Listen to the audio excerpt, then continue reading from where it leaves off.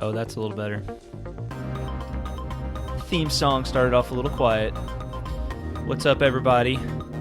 John here, and it's Tolkien Road Time. Greta, hey, what's John. up? Not much. What's up with you? Not a whole lot. Not a whole lot. Ready to get our Tolkien thing on again. It's been too long. It's been much too long. Yeah, sorry about that. You know, here we come back with all these grand resolutions about doing episodes like every day and, you know, all that kind of stuff, and asking y'all to leave us awesome reviews, and then we just like totally dropped the ball in April. So shame on us. Sorry about that.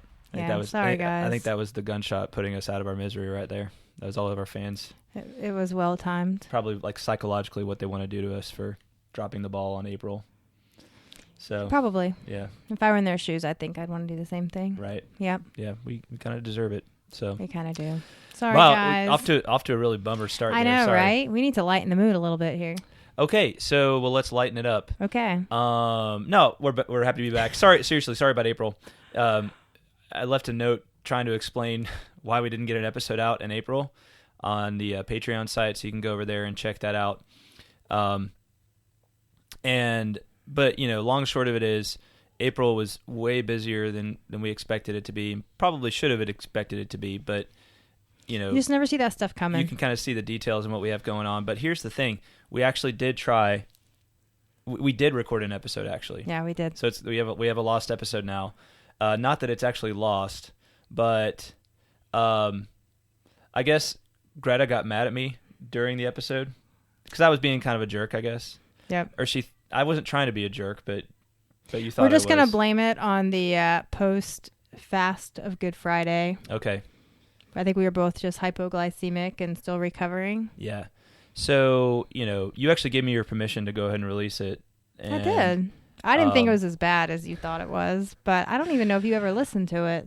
Well, you know, when you're married to somebody for a long time, you're maybe more sensitive to, you know, to their moods and that sort of thing. And like, true. Yeah. And so maybe our audience wouldn't have noticed, but I feel like one of the best things about this show is your positive personality. And cause I feel like I can be kind of a drag. And, you know, like, that is true. And like nerdy and that kind of stuff. Mm-hmm. And you're like, boring. You're always more fun and like, you know, keep things not boring, keep things light. Yeah. Mm-hmm. So I try. So I know you gave me your permission to release the episode, but I was like, it just didn't feel right to me. It didn't feel right. I didn't want to put something out there that I was not happy with overall. That's how I kind of landed on it. So I think that's a good rule of thumb. You know, follow your gut on that kind of thing. Yeah. So we're going to get 2 episodes out this month, Lord willing. That's our plan to make up for April. And you know, and we're going to try to keep it going strong here forward, you know, try not to have another bump in the road. You know, it's just the nature of our lives, having bumps in the road. The big thing for us has just been like all of the sports and everything going on. And then you have April, you had Holy Week and you know, we went somewhere for the week after Easter on a little vacation. And it just got crazy. It did get crazy. Yeah. Yeah. All good stuff. Just a lot of it. Yep. So that's that. We'll put that behind us and move on with episode 157, which is The Hobbit, chapter 11, on the doorstep. Doorstep. Yep. Yep.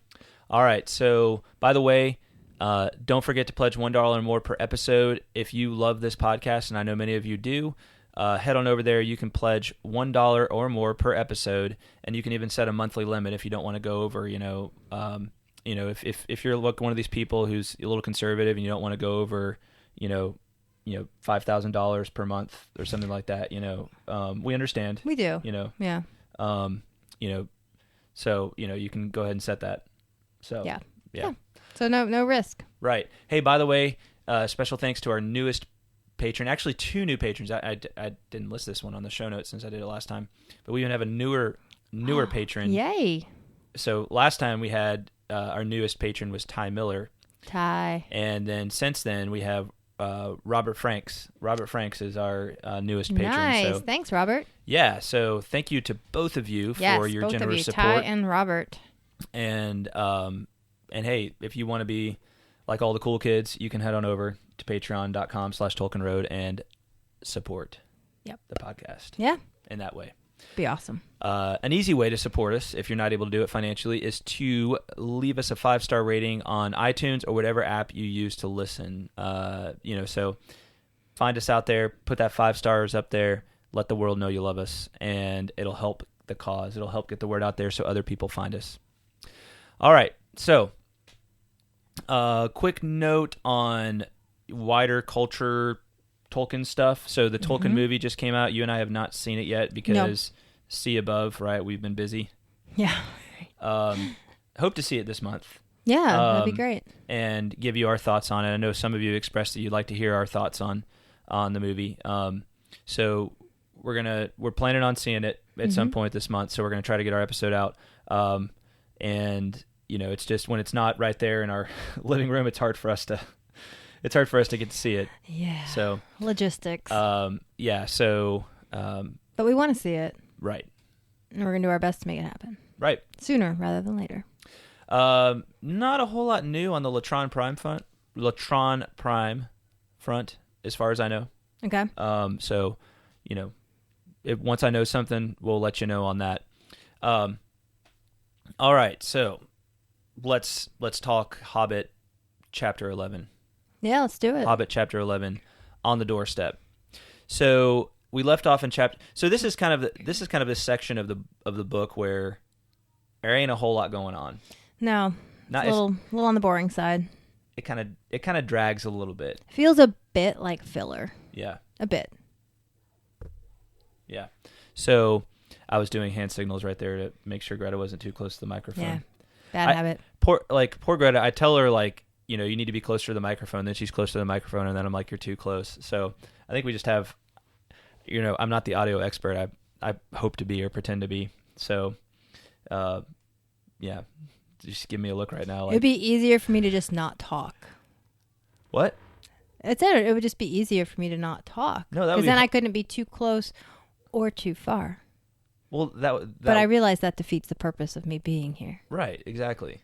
I'm just saying it would be easier for me to not talk. Just make sure you can see the whole microphone. See the whole microphone. Because I can always go a little louder. It's just the thing is balancing both of our voices. Right. You know what I'm saying? Yes. Because I'm a loud mouth, and you're inherently a quieter. And then you get close, and it's all like, "What's up, everybody? What's wrong with that?" And then it goes it spikes. It gets all spiky, and it can distort. We don't want spikes. Yeah, spikes. They're not the best in audio. Right. But whatever. Okay. All right, let's talk. All right. I'll do my best. You got it. Okay. All right. So, the journey. Right, so they've left Lake Town. So last time they were in Lake Town, they got they got a fairly warm welcome there in Lake Town, and everybody's like, "Oh, great! The King under the Mountain has returned.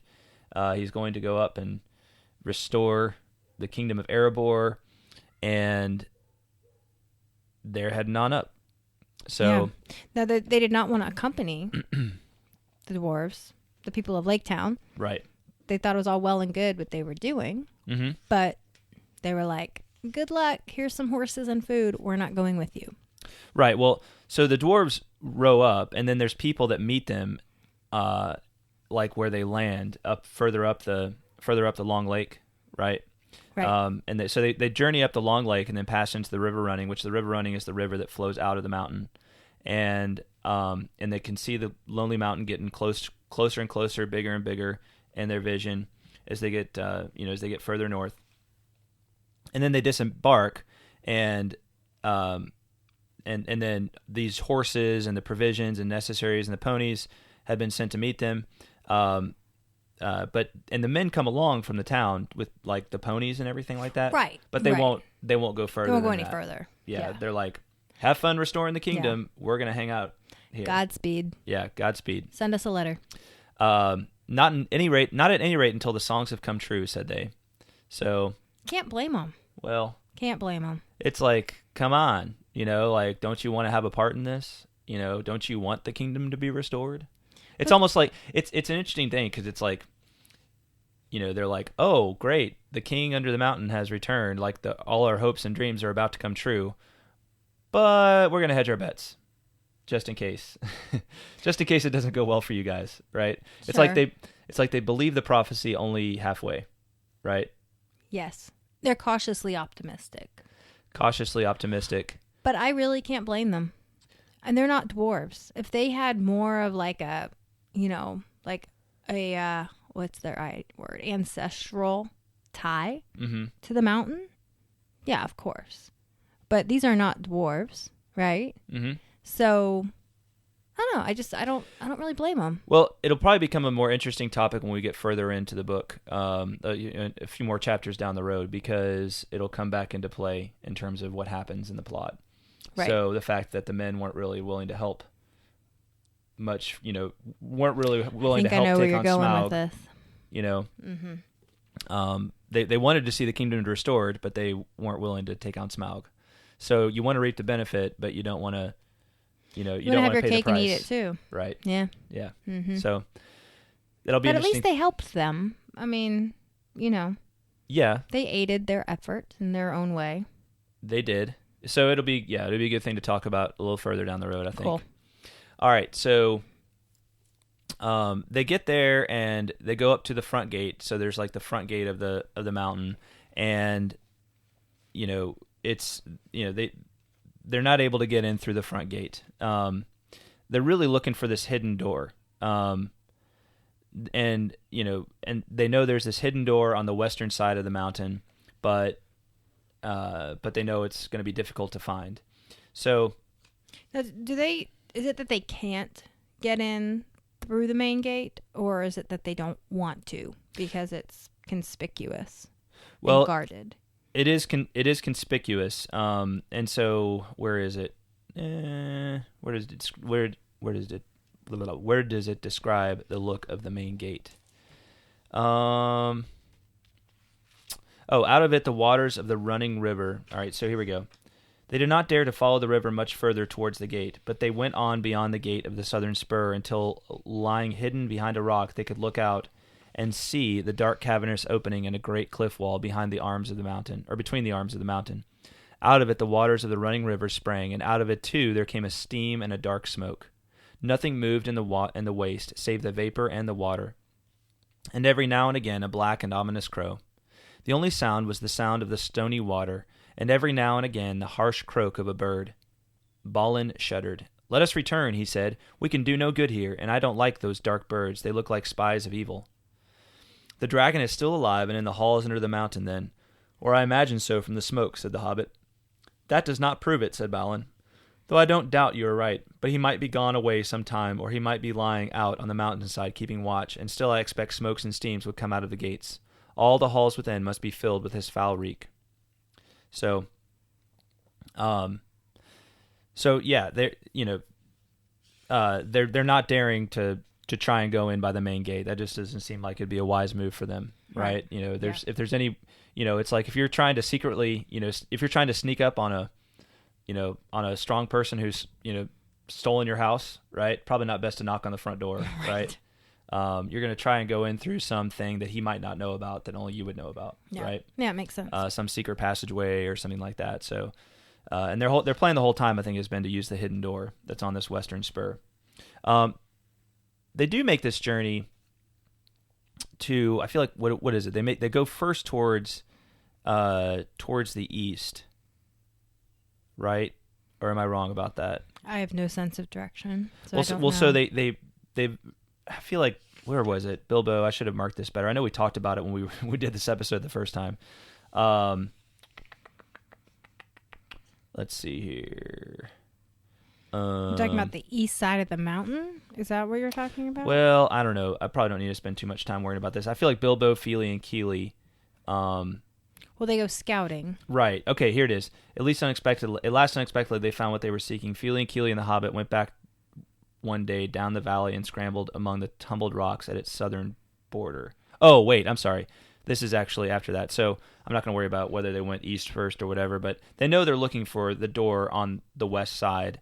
And so they move to the west, and they're not able to find, a passage up the mountain because they have this suspicion that it's up high, right? The door they're looking for. And they know about this door because of the map, right? That came from Thorin's grandfather that Elrond helped them decipher. You're asking me a question here. So I know they know about it from that, but I think, did Thorin already know about it anyway, right? Right, but they know the location of it, right, because of the map. So Bilbo and Fili and Kili are scouting. They're on the west side now in the camp, but then they scout back down further south. They're still on the west side, but they're on kind of the southwest side, and they find these rough steps going upwards, right? And so they decide to climb these steps, and they find this area that looks like, it's kind of like it's kind of a carved out area in the side of the mountain. Right. And so they have a feeling like this is the place we're looking for, but they can't find an obvious doorway. So it's like they find the doorstep, but they're not sure where the doorway is. Right. Right. Right. And this is on the western side. Yes, the western side of the mountain. And again, they come up the southern side, and you're looking at the western side. Oh man, geography is thrilling. Yeah. I feel like some of us, that is. Or some of you guys, I guess. I was joking when I said that, but. Oh, I thought you were serious. You like maps. What's that? You like maps. Well, I geography. do. I do. I'm just sure it's thrilling having somebody narrate it for you. It's actually cool if you have a map in front of you to look at, but That's true. or it can be cool, but then having somebody narrate it, it's like on the western. Please picture for yourself on the western side. Western slope. Right, on the western slope so of this mountain. We need to wake up our listeners. Is that what you're saying? No, I'm just kind of making a humorous observation. Okay. But yeah, you're right. Geography can be less than thrilling. Right. If you're not looking at a map actively. No sign was there of post or lintel or threshold, nor any sign of bar or bolt or keyhole, yet they did not doubt that they had found the door at last. They beat on it, they thrust and pushed at it, they implored it to move, they spoke fragments of broken spells of opening, and nothing stirred.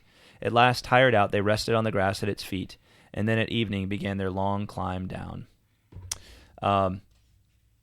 So they get back and to the camp, and they're letting everybody know about it.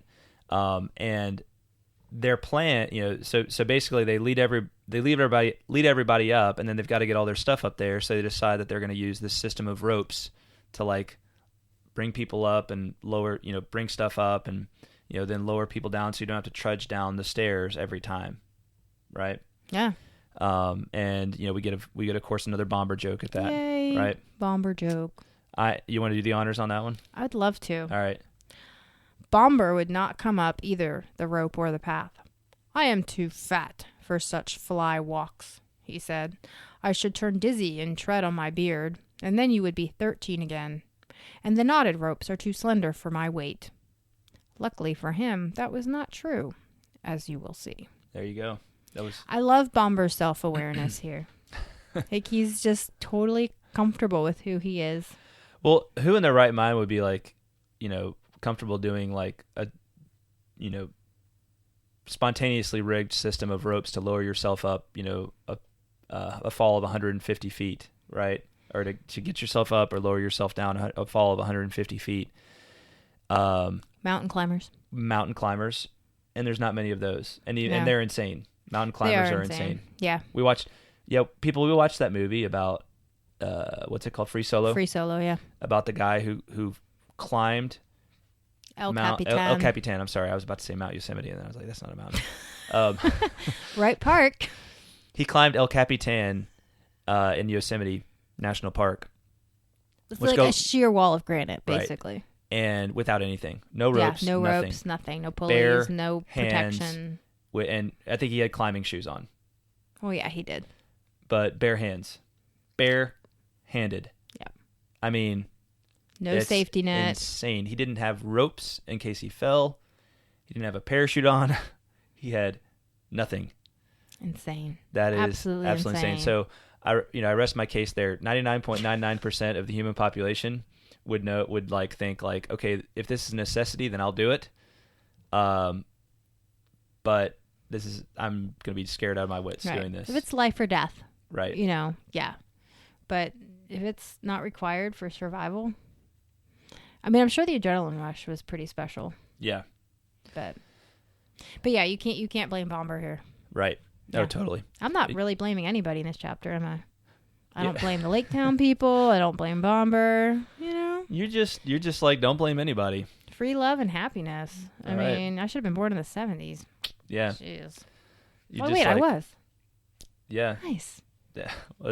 I think the maybe 60s. peace, love, happiness, all that stuff was like the 60s rallying cry. That's probably true. I think the 70s they were kind of getting past that and cynical about it, except for like the Brady Bunch. So. Yeah, you're probably right about that. Or that way, that's Partridge Family. Come on, get happy. All right. Yes, that's right. All right. I didn't think the Brady Bunch thing made sense, but I was going to roll with it. But I think Partridge Family makes more sense. I don't know. Anyway, we digress as usual. Yes. Well, so Bomber's too fat. You can blame me for getting that for a bad reference or for a bad pop culture reference. So there you go. You can cast some blame on me. I don't blame you, John. You just got your giant families from the 60s and 70s mixed up. It happens. It does happen. That's true. You were just unwilling to cast blame. I'm just not blaming. Yeah. This doesn't do any good. Yeah. So I don't blame Bomber, like I said previously, for not wanting to get hauled up. Right. And you shouldn't blame yourself for being too close to the microphone. Nope. You're right. No blame. Right. Okay. No blame, no shame. All right. Yeah, so moving on. So they get up there, and now the problem is, like, how do they actually break in, right? How do they find the door? How do they break in? Right. And so they bring all this mining equipment, pickaxes, other mining tools stuff, of many sorts. other mining tools. There was something else listed there. Hold on, pickaxes. Where is it? Picks and tools. Oh, picks and tools of many sorts. There you go. That's what I just said. That is what you just said. Mm-hmm. All right. And if anybody's going to be able to break in that way, it's going to be dwarves. Oh yeah, because they're expert miners. Well, they had to carve out this whole kingdom inside the mountain in the first place. Exactly. So if dwarves can't get in, ain't nobody getting in. That's right. Yep. That's my big, insightful contribution. That's good. Yeah. That needs to be on a T-shirt for this episode alone. I think you're right. Yeah, that's gonna be go down in Tolkien pop culture history. If dwarves can't get in, ain't nobody getting in. Nobody getting in. Right. Yeah. You're onto something. Yes. All right. So, I'm sorry, people. This is just not a very exciting chapter. It's really not. We're trying here. We're really, really trying. I tried to get a good conversation going about the men of Lake Town and, how they didn't. What? I just said I didn't blame them. How they didn't, go with. But you're supposed to, open up your mind and be like, but could I blame them? But you're feeling so... I'm just trying to be devil's advocate here. I'm trying to argue the other side. Oh, I see. You know what I'm saying? I was going to say, wouldn't that be like the angel's advocate there? How would it be? Because you're trying to say that they're not in the wrong. You're right. It'd be is that a thing? No. Angel's advocate? No, but I'm just trying to say it's like the devil's advocate would be like, well, what if... yeah. Why should they have gone? Why should they have gone? Yeah, I see. Like the bad. I don't know. The negative side. Confused. I'm arguing the positive side. I'm confused by this whole blame thing. Yeah. It's become a meta theme of this episode. Weird. Blame. All right. So yeah, they just can't break it open. I mean, I'm not blaming any one of the dwarves specifically. You better not be. I'm not blaming any one of the dwarves specifically. Good. Nor the Hobbit that's with them, who is known as Bilbo. Right. In case anybody wasn't aware of that already. Okay. Right. Bilbo is the Hobbit in this story. We're catching up. We're catching people up in case they're just listening to this for the first time. It's Bilbo plus 13 dwarves. And we've got to kind of, we got to fill out this episode a little bit. We do. So I thought that was interesting. Back to the bomber joke. Yeah. He basically says, I think it's funny the reason he gives, one of the reasons he gives for not wanting to get pulled up is that he would be that they would be 13 again.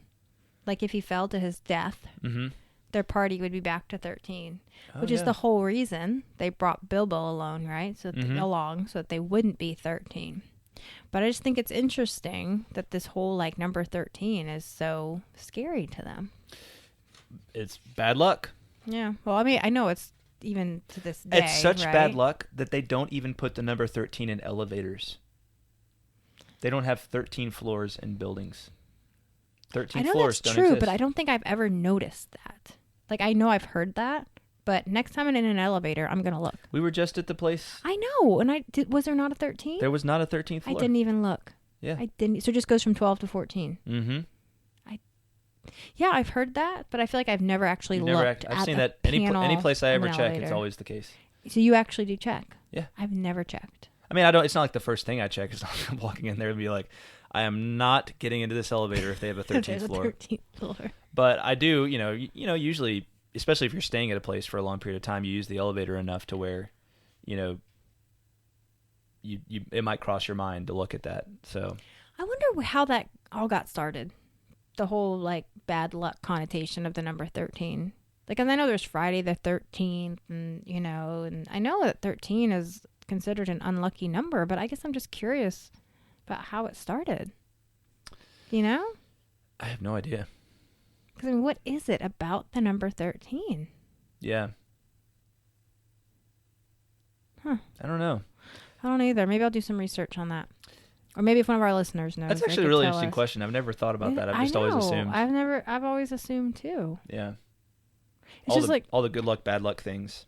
Yeah, like black cats and walking under a ladder and breaking a mirror and I wonder how those get started. Yeah.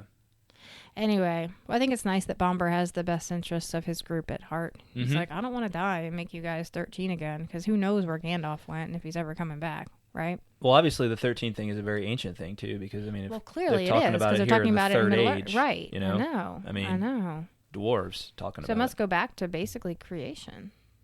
I guess so. Yeah. Anyway. All right. So. Yeah. So they're trying hard. They swing their pickaxes so hard that the handles shatter, right? And the steel heads break and bend like lead, right? And they still can't make a dent in the side of the rock here. Tough door. So they're all kind of dejected at this point because they're like, how in the world are we going to get it? We finally found it. How are we going to get into this place? Bilbo feels like all the pressure is on him to figure it out, because they're like, the dwarves are like, we're the brute strength, and we brought you along to be smart and, figure out the puzzle, right? Figure out the way in because you're a burglar. Right. Right? So, it's like they get their spirits up because they find the place, but then their spirits are down now because they can't figure out how to get in. So, understandable. Big bummer, right? Yeah. It's like you have a breakthrough, and then it's like and then there's this big obstacle. I know that like sometimes I get into modes where I'm like, I'm trying to figure out some problem, and it's just like, oh, it should be so easy. It's right here in front of me. Like, why will this not work? And then I'm spending hours and hours and hours trying to figure it out. And it's like one little thing, and you just get to the end and you're just like, ugh. And I've learned over time that after you try a little bit on something like that and you just can't figure out what gives, that you need to step away. Right. And like almost without fail, when I step away, if I come back to it a day later, it's like, got it. Yeah. It's amazing. It's so weird. I know. The brain is a funny thing like that. It really is. You get fixated on one thing, on like the thing that you think it should be, and it's like your brain just can't. It's just weird. Like, it's weird to think of from an objective standpoint, but in my experience, it almost always that little break. Mm-hmm. You see it in a different light for some reason. Yep, exactly. Exactly. You can kind of get into this place where you're overthinking, or you're just trying too hard. You're forcing it. And yeah, often that little break just kind of clears things out enough that when you come back to it, it's like, oh, duh. Then you feel stupid because you're like, oh, I wasn't, why didn't I think of that before? Yeah. But anyway, yeah, it's a common occurrence for sure. Totally. So yeah, they're struggling. They are I'm sure struggling. they're frustrated. And, you think about it, like, if they can't get in this way, like, they're basically doomed. Like, their whole mission is, like, for naught. Right. And furthermore, there's this whole thing, right? There's this whole prophecy that Elrond translated for them, right, on the map back when they were at Rivendell, right, way back in chapter 4. The moon letters, right? The rune letters. Right. Yeah. And he translated them and says, "Stand by the greystone when the thrush knocks, and the setting sun with the last light of Durin's day will shine upon the keyhole." Right? Mm-hmm. So Endurance Day is the first day of the dwarves' new year. So there is also this sense that like if they don't figure this out now, then they're not going to figure it out. Right. They have a very narrow window. Yeah. And it's about to pass. Yeah, and they get to hoping that maybe the wizard will come back today, and then all of a sudden, Bilbo, they're all kind of sitting around still dejected, and Bilbo realizes he hears this crack, crack, crack, and it's a thrush killing snails, right? So, thrush form a bird. Mm-hmm. I guess they eat snails. I feel like that's another one of those things that, like, if we were living in a different century, like, everybody, of course, thrushes kill snails and eat them, right. Right. Everybody knows what a thrush is. What's wrong with you? I'm like, I can't name it. I can't name birds to save my life. Yeah, me neither. It's like flowers. Let or alone like know that what for they me. eat. Or trees, Yeah. I wish I could. I wish we lived in a time like that where you just, I think you're there so are connected people to out nature. there that can. Well, yeah, but only if they're like bird watchers or ornithologists. Right. Right. It's a very specialty thing. Yeah. Yeah. So, I remember we talked about this the first time we recorded this episode about how bizarre like this kind of whole thing is, because I remember we kind of figured it out as we were recording last time about how Bilbo put it all together. Mm-hmm. Because I know that when like the first time I read this chapter, chapter 4 was a long time ago. I didn't remember any of the prophecy that had been on the map, and then it says suddenly Bilbo understood. And then the next thing you know, he's got it figured out. And you're like, What did he understand? What's going on? Right. Well, and so it helps if you go back. It would have been nice to have like a footnote or like a little bit more of an explanation. Yeah, I feel like I remember I had to go back and research this because I didn't completely understand what he understood. Of course, I've seen the Jackson's film a couple of times, of the Desolation of Smaug, and so I remember this scene about the thrush and everything, but like it just in the book, it was like I wanted to make sure I understand what Tolkien.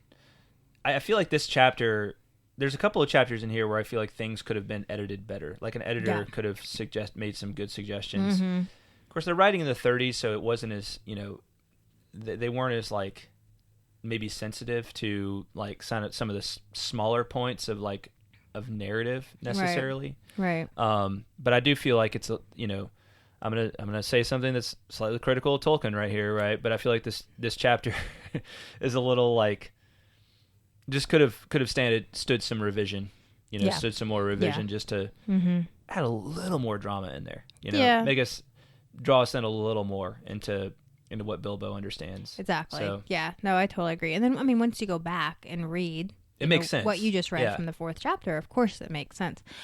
It also makes me wonder, too, like, this isn't a super long book. So maybe he was just, when he was writing it, he was kind of under the assumption that, people are going to read it very quickly. Yeah. Right? They were just, and so if you sit down and read most of the book, or if all of the book, maybe in one sitting, you're going to remember, right? Mm-hmm. But here we are just taking it a chapter at a time, with several weeks between. So, maybe it just didn't occur to him. People just read more back then. They didn't have as many distractions and, Well, I know you're, I've always actually been a person who struggles with reading comprehension, and not like in the sense of like struggling with reading, but like, but especially in a story, I might miss something because I tend to like read quickly. Yeah. And I don't always process. Sometimes I just set out to read something and I'm not always fully engaged in it mentally. Yeah. But I'm just like kind of pressing through. Right. Just get it in. And so I'll sometimes like miss like fine points, and I have to go back and reread a passage and to understand it a couple of times. So yeah. And I feel like that's just that's part of the art of being a storyteller, is being able to like tell things in such a way that you don't have to like be 100% focused, in order to really get the impact. Get the idea. Yeah. Yeah. Absolutely. So anyway, and so he goes and explains it to them, shouting it. He's shouting and waving, and Bomber's still asleep. They make special note of that. And they all fell silent, the hobbits standing by the gravestone and the dwarves with wagging beards watching impatiently. The sun sank lower and lower and their hopes fell. It sank into a belt of reddened cloud and disappeared. The dwarves groaned, but still Bilbo stood almost without moving. The little moon was dipping to the horizon. Evening was coming on. Then suddenly, when their hope was lowest, a red ray of the sun escaped like a finger through a rent in the cloud. A gleam of light came straight through the opening into the bay and fell on the smooth rock face. The old thrush, who had been watching from a high perch with beady eyes and head cocked on one side, gave a sudden trill. There was a loud crack. A flake of rock split from the wall and fell. A hole appeared suddenly about 3 feet from the ground. And so they get the key, and they turn the key, and the gleam... Da-da-da-da. Yeah. It opens. They all push together, and slowly a part of the rock wall gave way. Long, straight cracks appeared and widened. A door 5 feet high and 3 broad was outlined, and slowly, without a sound, swung inwards. It seemed as if darkness flowed out like a vapor from the hole in the mountainside, and deep darkness in which nothing could be seen lay before their eyes, a yawning mouth leading in and down. That's the chapter. It's really not very exciting. It's not an exciting chapter. It's kind of an exciting little finish there, but it's almost like... it is, but they didn't even do anything. Like, it's just like they were in the right place at the right time and all the things lined up, and then poof, a key appears. That's a good point. There's not a lot of like there's a lot of searching and trying to figure out a puzzle, but I feel like, again, I feel like this is a chapter that could have been like more of a fun, like kind of like mystery. Mm-hmm. Like they're trying to figure out the puzzle, and like there could have been more action in terms of trying to figure out the puzzle. Like the Nancy Drew book, The Secret Door. You never read Nancy sure. Drew, did you? I read the Hardy Boys. Okay. Well, I'm sure they had some Secret Door novels, too. Probably, yeah. Maybe they found the same secret door, but at different times. At different times. Could be. Yeah, but this is my thing with this chapter, is it could have been... I feel like it could have been more. Like there's, it could have been like a nice, like a cool, like puzzle chapter, right? Mm-hmm. And in some ways it is, but it just could have been written in such a way so that there's more drama, more tension, all those sorts of things. Yes. And I just don't feel like it comes out very well. well. No, it was a little disappointing in that way. Yeah. But we did get a Bomber joke, so let's look at the bright side. Well, we got 2 Bomber jokes, because remember, he was still asleep even when the rest of them were up at the top trying to, opening the door, trying to figure it out, right? That's right. So... Yeah. Well, there we go. That just made up for it. At least you get 2 Bomber jokes. 2 Bomber jokes. All right. What you can get. Well, Greta, anything else on this here chapter? Oh, I don't think so. All right, well. You? Nope, but you know what time it is. Oh, do I? Oh, yeah. Now I know what time it is. It's haiku time. Yeah. Here we go.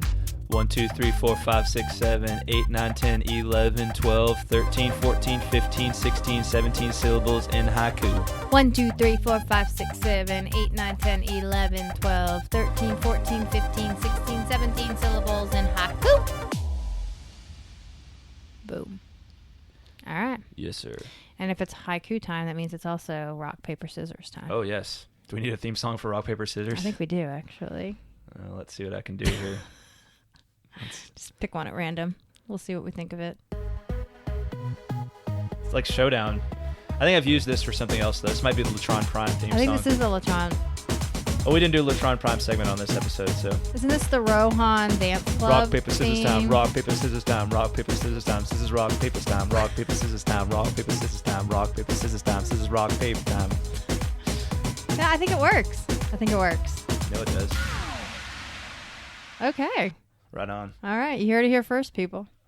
Rock, paper, scissors theme song. That's Ready? 2 theme songs in like 20 seconds. That's pretty amazing. That's awesome. That's how we roll here. The more theme songs, the better. Yeah. All right. Ready? Rock, paper, scissors, shoot. Rock, paper, scissors, shoot. Oh. Boom. Rats. Rock, beat scissors every time. When are you going to learn, Greta? When are you going to learn? But scissors beats paper. And paper beats rock. I didn't see any paper on there. No, I'm just saying. I saw a rock and I saw scissors, and that rock was my hand and those scissors were your hand.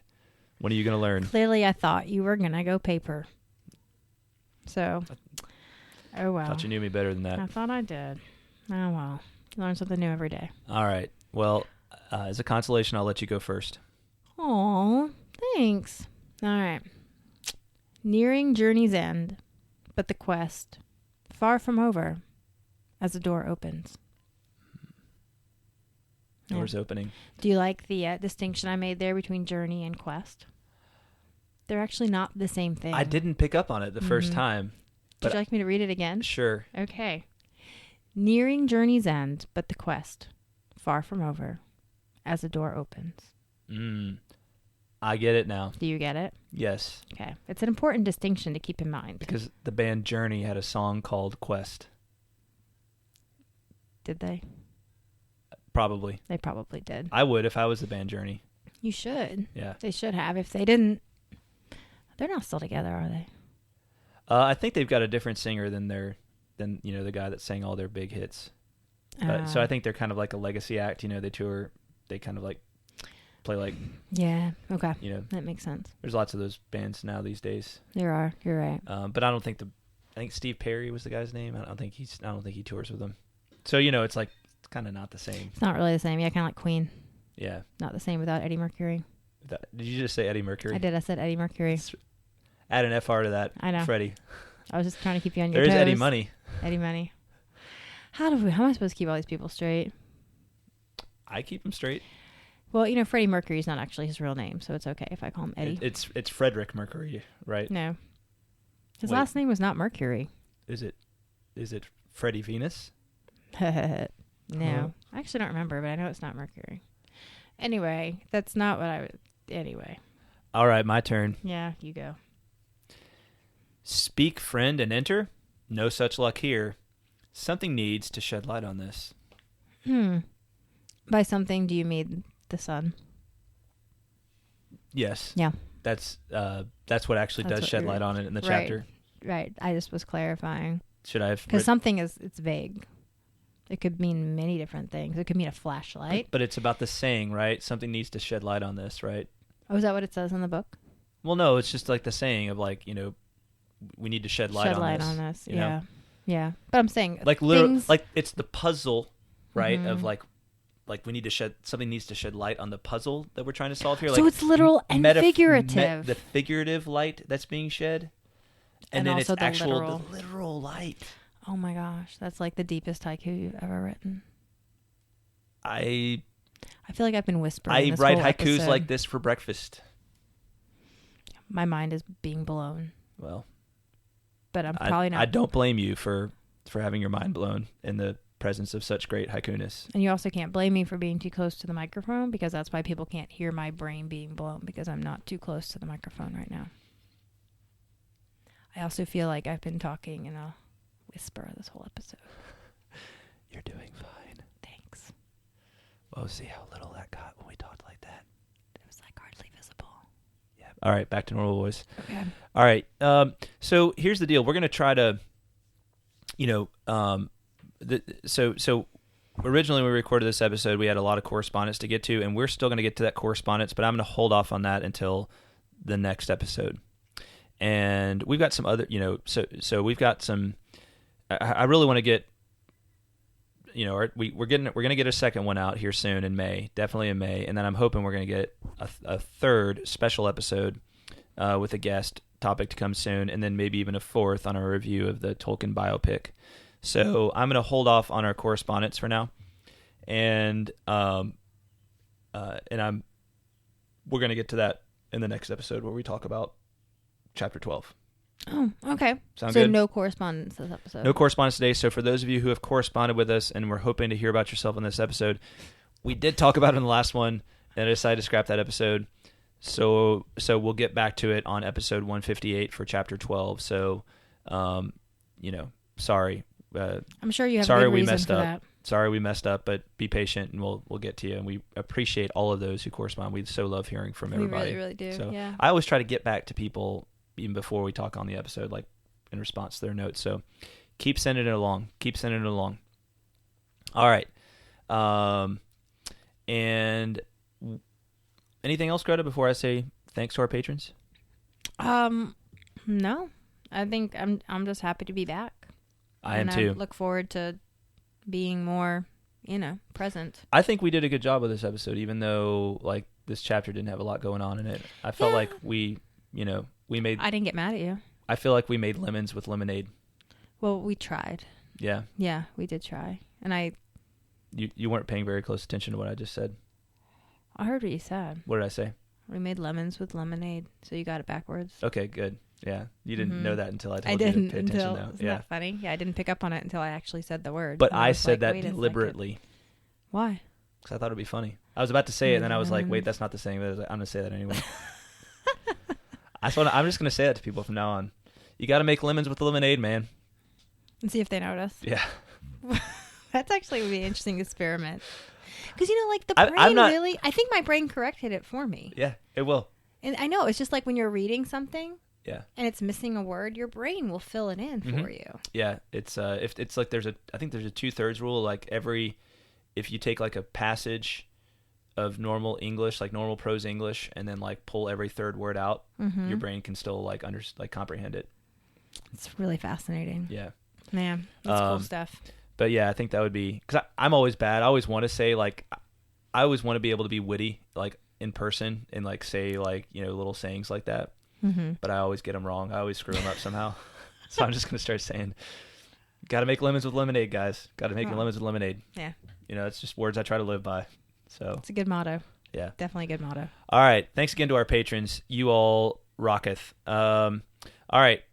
We got Al Taylor, Andrew Herbert, Andrew Thomas, Azia Veneer, Bethany Engler, Brian Orr, Kat Lane, Chris Loftus, Chuck Farnung, Daniel Delaney, David Bigwood, David Dickinson, Emilio Perea, Eric Bissett, Hunter Johns, Ish of the Hammer, James Applegate, James Lindberg, John Rice, Josh Sosa, Lawrence McGowan, Margaret Lyon, Matt Scarrance, Robert Franks, Sarah Murphy, Shannon Stockbridge, Travis Lawheed, Ty Miller, Dr. William Hutton, and Zeke Farmer.